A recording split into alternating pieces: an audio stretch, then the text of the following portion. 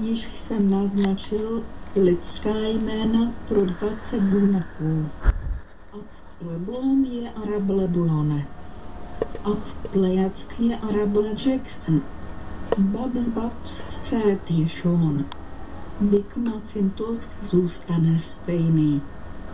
Flutterský je Floraský. Babička Smith zůstane stejný. Pinky je pět Cindykaly. Princ Schinning Armor je Panšane Amus. Princezna Cadance je paní Candace. Princezna Celestia je hlavní Selena. Princes Sluna je zástupce ředitele Luanne.